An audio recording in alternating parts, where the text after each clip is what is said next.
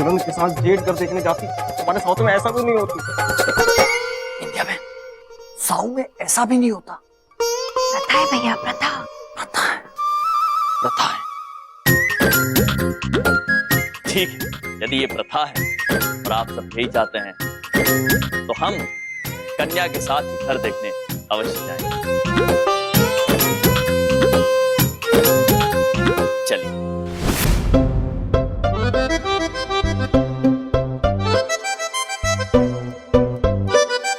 अगर तुम खड़े हो ही गए हो तो चलकर मेरा हाथ बटा दो, चलो। वैसे हमारे साउथ में ऐसा भी नहीं होती, लेकिन हम हेल्प के लिए हमेशा रेडी। आइए चलिए। मुझे ना यामसा ये समझ नहीं आ रहा कि पप्पू के बजाय आपको घर दिखाने क्यों बोल रहे हैं। प्रथा है कोमल पुत्री, पप्पू पुत्री से कुछ आवश्यक बात करनी है।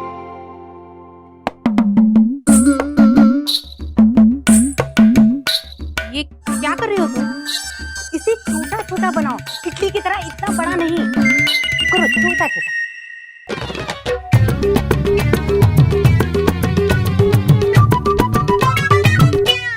अच्छा एक बात बताओ, तुम्हें इडली सांभर डोसा बहुत अच्छी तरह से बनाना आता होगा ना? साउथ का हर आदमी इडली नहीं खाती और हमको बनाना भी नहीं आता। अजीब आदमी हो तुम। चलो हाथ चलो जल्दी जल्दी, छोटे छोटे। कैसा लगा घर बेटा? अद्भुत, अत्यंत सुंदर लगा आपका घर। बस अब हम केवल ये चाहते हैं कि आप जल्द से जल्द ये रिश्ता पक्का कर दें। पर बेटा इस बात में एक पेंच है। हम चाहते हैं जब तक हमारी पोती पढ़ रही है तब तक उसकी शादी ना करें, इसलिए आपको 1 साल तक रुकना पड़ेगा।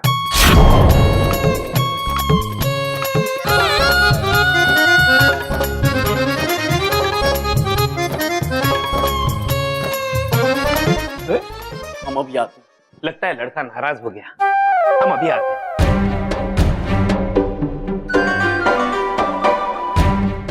अच्छा जी।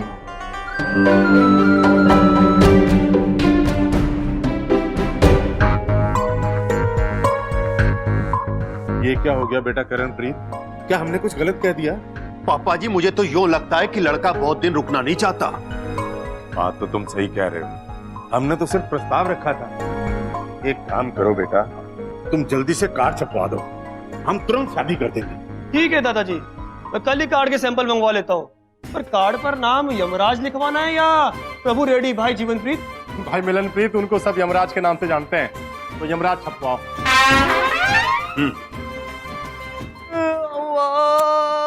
पप्पू पुत्र, पप्पू पुत्र, चित्रगुप्त जी जी, पप्पू पुत्र।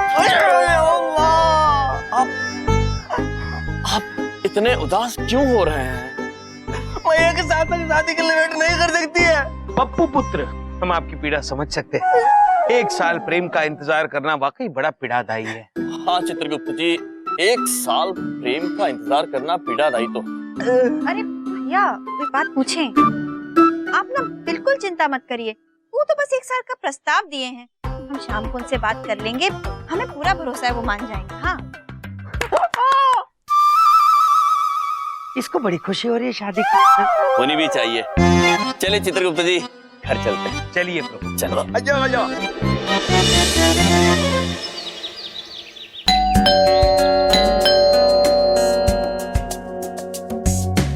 मैं आपके लिए कोई है।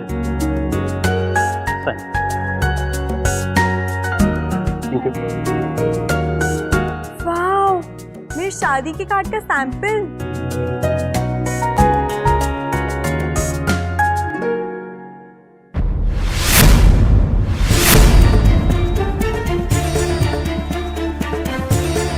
जसप्रीत दूल्हे को टीका लगा। अरे बेटा तुम तो खड़े हो गए, घर तो जमती देखेंगे। इतना बड़ा धोखा, मतलब यमसर हमें बेवकूफ बनाते मुझसे शादी करना चाहते हैं। वो ऐसा सोच भी कैसे सकते हैं?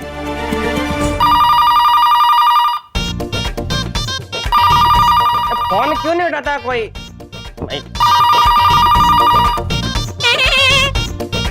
हेलो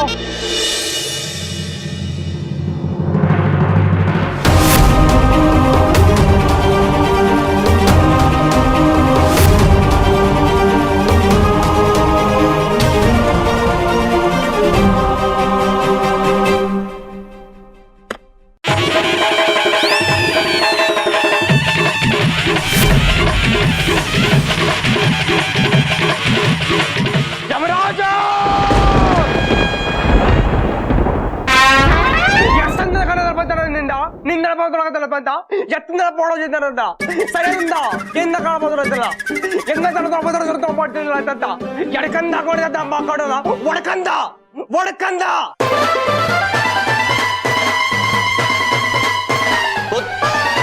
सुनिए, रुकिए पुत्र, कहाँ जा रहे हैं आप? कितनी विचित्र भाषा बोल कर हैं। चित्रगुप्त जी कहाँ? चित्रगुप्त जी! दादाजी, अरे दादाजी, मैंने पूरा घर छान मारा, कोमल कहीं पे भी नहीं है, सिर्फ ये लेटर मिला है। मैं घर छोड़कर जा रही हूँ, मुझे ढूंढने की कोशिश मत करना।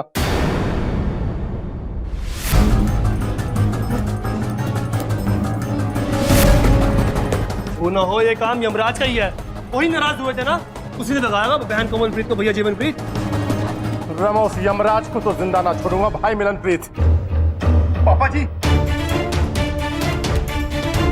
पापा जी, दादाजी, पापा जी, दादाजी, दादी, नहीं पापा, दादाजी, पापा जी, दादाजी, पापा जी। ये देखो पप्पू, अयो तुम तो सच बोलता। इसीलिए मैं कह रही हूँ मेरे पास कोई ऑप्शन नहीं है, हमें भाग के ही शादी करनी पड़ेगी। कैसी बातें करता तुम? हमारे साउथ में ऐसा नहीं होती है। हम तुम्हारे फैमिली वाले से अलग नहीं करेगा, ये गलत बात है। ठीक है, तुम्हें नहीं भागना ना, मत भागो, मैं भाग रही हूँ। कोमला, अयो सॉरी कोमला।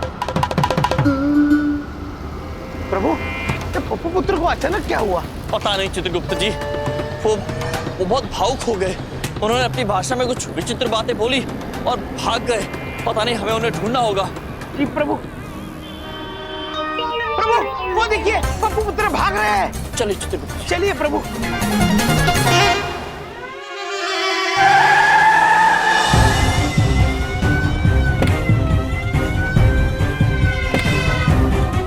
कैसे आना? एक इंच भी हिलना मत, वरना भून डालूंगा। नहीं लूंगा, नहीं लूंगा, 1 मिलीमीटर भी नहीं लूंगा। आप मुझे डराइए मत, बंदूक हटा लीजिए। बलदेव कपूर, तू यो बता तेरा साला कितना है? जो किया होगा उन्होंने किया होगा, मैंने कुछ नहीं किया। उनकी तो पॉलिसी है, घर के अंदर मुसीबत मुसीबत बोला लेना, मैंने कुछ नहीं किया। ऐसा नहीं मानेगा ये। उठा लो जिज्जे को, उठा लो, साला अपने आप पीछे पीछे आएगा। नहीं कह रहे जीवनप्रीत भैया, ना उठाओ इसने।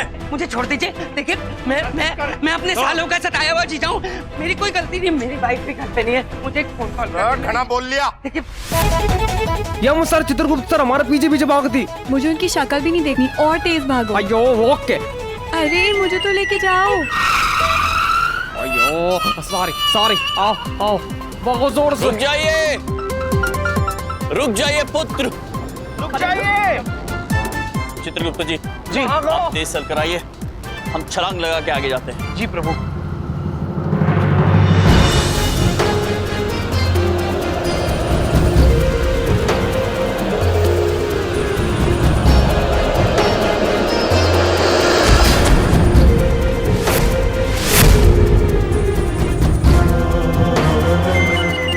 अयो तुम किधर से गिरी? उस बात को छोड़िए पुत्र, आप हमें ये बताइए कि आप दोनों भाग क्यों रहे थे? मैं बताती हूँ, क्योंकि हमने कब सोचा भी नहीं था कि हम सर आप ऐसे निकलेंगे। हमारी शादी करवाने के बजाय आप मुझसे शादी करना चाहते थे। आप ऐसे सोच भी कैसे सकते हैं? ये क्या कह रही हैं आप? हम ऐसा सोच भी नहीं सकते हैं पुत्री। अच्छा, तो फिर ये क्या है?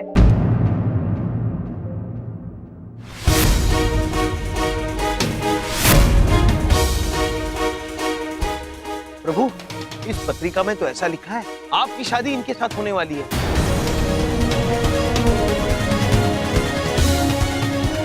चित्रगुप्त जी, जी प्रभु। ये क्या हो रहा है, हमारी समझ में नहीं आ रहा है। अवश्य कोई गलतफहमी हुई है। जी कोई गलतफहमी नहीं हुआ, सब सही फहमी। आप हमारे से ऐसे कैसे कर सकती है? ये कार्ड पे तुम्हारा नाम नहीं, मेरा नाम छपना मांगता। क्या यमराज नहीं, प्रभु रेड्डी होना मांगता। प्रभु रेड्डी? किंतु पुत्र, आपका नाम तो पप्पू पुत्र है ना? हमारा प्यार वाला नाम पप्पू और असली नाम प्रभु रेड्डी है। मरियम भाई, आपने बताया नहीं कि आप प्रभु है? हमने तो हमेशा बताया कि महाराज ही प्रभु है। और आपने तो यो भी ना बताया कि प्रभु रेड्डी है। ये तो अनर्थ हो गया प्रभु। प्रभु के बदले प्रभु का नाम छप गया। प्रभु का ही नाम छपेगा ना कार्ड में। लेकिन आपका नाम तो पप्पू है ना। मेरा नाम पूरा प्रभु रेड्डी है, प्रभु रेड्डी। नहीं चित्रगुप्त जी, हम ये अनर्थ अवश्य नहीं होने देंगे। पुत्र, आप लोग हमें एक अवसर और दे दीजिए। एक शर्त हम तुमसे भरोसा करेगी कि तुम इसके घर जाके सबको बताएगी कि असली प्रभु कौन है। आप दोनों निश्चिंत रहिए, हम वचन देते हैं आपको कि कुछ भी हो जाए आप दोनों को एक करा के रहें।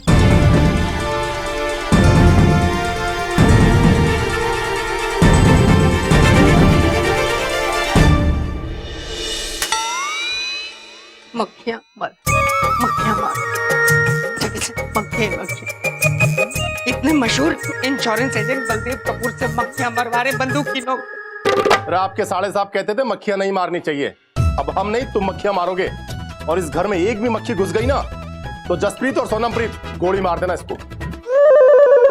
देखिए भाई साहब, मेरी बात सुनिए, अगर मक्खी मारना इतनी बुरी बात है, फिर एक इंसान को गोली मारना तो और बुरी बात है ना। देखिए प्लीज बंदूक नीचे कर लीजिए, मुझे डर लग रहा है। बड़ी बात नहीं बोलता हूँ मैं सारी उम्र आपके घर की मक्खियां मारूंगा, प्लीज। बबलू पापा,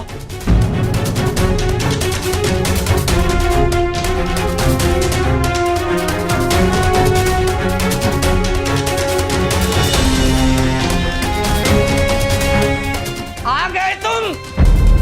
तुम्हारी वजह से मेरी जान पे बनाई है। ये लोग मुझे उठा लाए हैं और बंदूक की नोक पे मुझसे मक्खियां मरवा रहे हैं। ये सब तुम्हारी वजह से हुआ है। तेरा बहन कोमलप्रीत, तुमने शर्म ना आए इस तरह घर से भागते हुए? तुम्हारी वजह से देख दादाजी की क्या हालत हो गई है।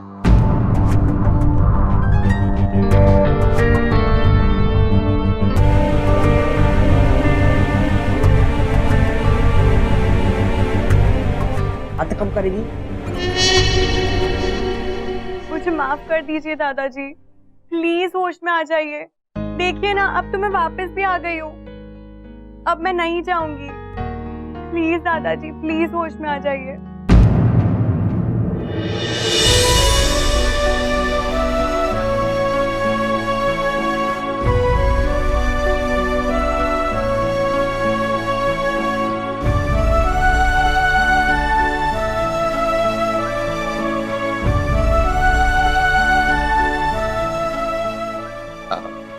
वापस आ गई पोती कोमलप्रीत।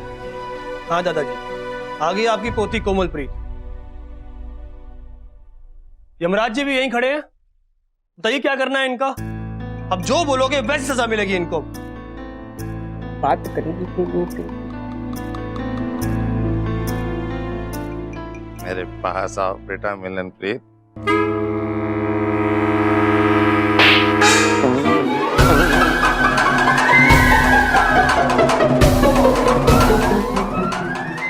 गलती इनकी नहीं, हमारी थी। हमने तो प्यार करने वालों को मिलने से रोका। 1 साल का वक्त दिया। अब ये शादी 1 साल के बाद नहीं, बेटा करणप्रीत 2 दिन के बाद होगी।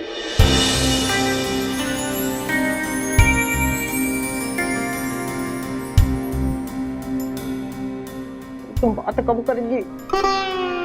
दादाजी, हम आपसे कुछ कहना चाहते हैं। हाँ, बहुत बहुत जरूरी बात कहना चाहते हैं। 1 मिनट। नहीं नहीं, अरे बहुत जरूरी बात है। एक मिनट में। देखो, मैं जो कह रहा हूँ वो बहुत जरूरी है। एक मिनट में, ये बहुत जरूरी बात कुछ बोलना चाहते। मैंने कहा ना, मेरी बात बहुत जरूरी है। नहीं नहीं, आप बोलिए। अरे मेरी बात ज्यादा जरूरी, समझती क्यों नहीं हो तुम? आप बोलो। अरे आप बोलो। मैं समझाऊं ना उसे। अभी बोले। बीच में बोला, मेरी बात ज्यादा जरूरी, समझता क्यों नहीं हो?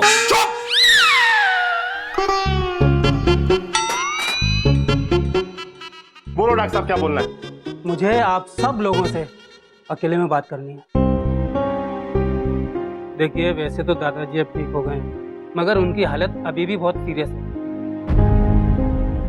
इसलिए ऐसी कोई भी बात आप लोग मत कीजिए जिससे उन्हें सदमा पहुंचे, वरना वो वापस कोमा में जा सकते हैं।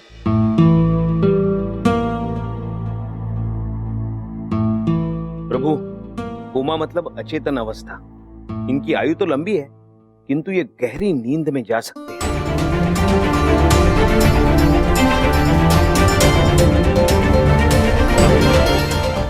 बोलो यम जी, आप हमसे कुछ कहना चाहते थे।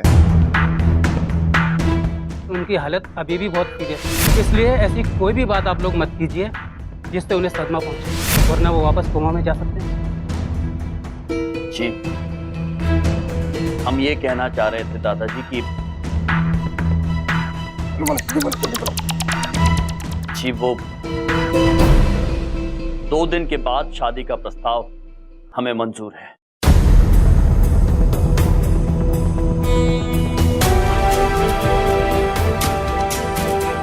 बलदेव जी, हाँ क्या अब क्या बात होगी भाई साहब? अब तो हम समझी हो गए हैं, माफी चाहता हूँ। अब घर जाइए और शादी की तैयारियां कीजिए। जी ठीक है जी। वैसे मक्खियाँ मैंने आपके घर की सारी मार दी हैं। बहुत बहुत धन्यवाद, थैंक यू। देवरानी सोनमप्रीत, हमें भी तो शादी की तैयारी करनी है, चलो जल्दी चलो चलो। जी चिठानी जसप्रीत, और इस प्रभु को भी साथ ले चलते हैं, हाथ बता देगा। हाँ चलो। मैं कहीं नहीं जाएगी। अरे हाँ, नहीं जाएगा। 2 दिन तक, जब तक तुम्हारी दीदी की शादी नहीं हो जाती, जाओ घर के कामकाज में हाथ बटाओ। दीदी चलो। आज मैं बहुत खुश हूँ। हमारी बहन कोमलप्रीत की शादी जब तक तुम्हारे साथ नहीं हो जाती ना, तब तक तुम हमारी आंखों के सामने रहोगे, कहीं नहीं जाने देंगे। क्यों भाई मिलनप्रीत? बिल्कुल भैया जीवनप्रीत। यमराज जी एक बात बोले, बुरा तो नहीं मानोगे? कोई नौकर को सर पे चढ़ाना ठीक बात नहीं है। बाकी आपकी मर्जी। चले भैया जीवनप्रीत, शादी में बहुत काम कर रहे हैं अभी। चल भाई मिलनप्रीत। प्रभु, ये तो घर के होने वाले दामाद को नौकर समझ रहे, अब कैसे समझाएं इनको? चित्रगुप्त जी, पता नहीं कैसे ये दादाजी के बीमार हो जाने से हम तो पूरी तरह से फंस गए। जी प्रभु। जल्द ही कोई रास्ता निकालना होगा, वरना बेचारे प्रभु पुत्र का क्या होगा। चंद से जो टूट जाती सपना, जग सुना सुना लागी, जग सुना सुना लागी रे। प्रभु, इस पुत्र की हालत हमसे देखी नहीं जा रही।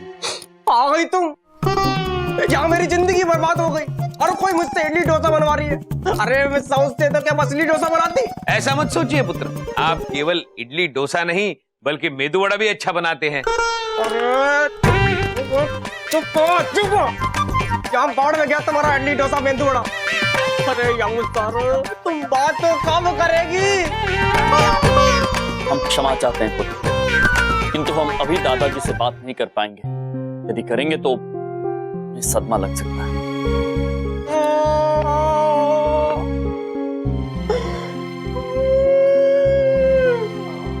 प्रभु, हमारे मस्तिष्क में एक सुझाव आया है कि प्रीत परिवार हमें इतना पसंद क्यों करता है?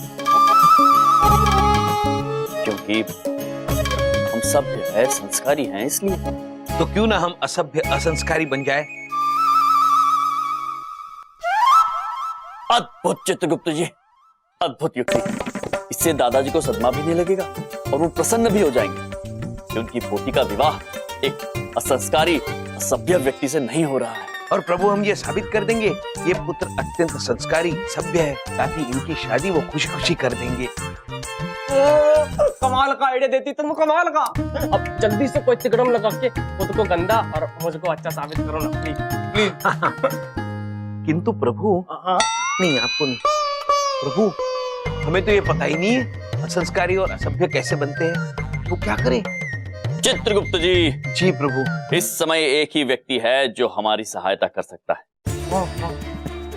और वो व्यक्ति अत्यंत असभ्य भी है और असंस्कारी भी।